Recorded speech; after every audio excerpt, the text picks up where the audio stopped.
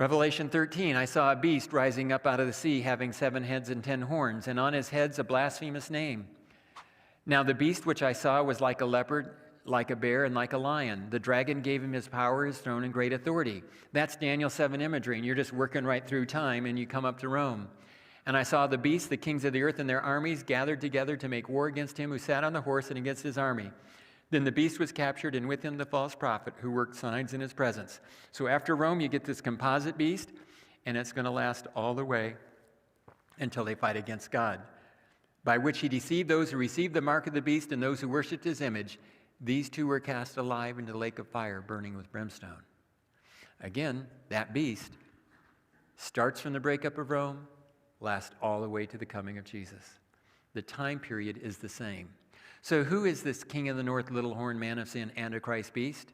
Luther, Calvin, Wycliffe, the Wesleys all taught the same thing. By the way, it was deadly dangerous what they taught. They had prices on their heads for this stuff. They taught that that little horn beast, king of the north power, is the Roman Catholic papal system. Hear me carefully, not Catholic people. It's the system.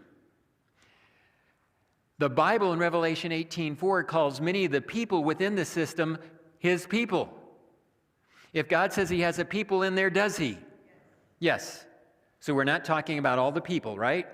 Why am I being clear on this? I don't want anybody leaving this place and telling somebody, this guy doesn't think there's going to be any Catholics in heaven. I actually believe there'll be more Catholics or former Catholics in heaven than any other religion has former. Why? There's been more Catholics for more years than anything else. There's going to be some former Catholics in heaven, some former Baptists, some former Pentecostals, some former Adventists.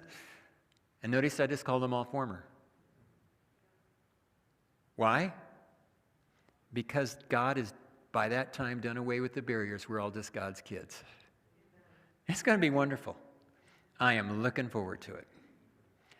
But in the meantime, the papal Catholic system has been guilty of many, many human rights violations through the centuries, and it's often the Catholic people that were the victims of those human rights violations. You'll notice before I'm done that I'll be quoting popes about how bad they've done.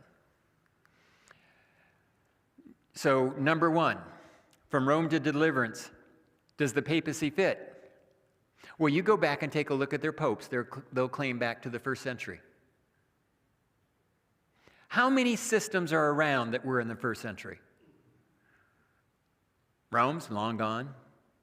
All the other governments are gone. Hey, but that one's still around. Daniel never misses. Said, and after the league is made with him, he shall act deceitfully. You're going to have a league being made.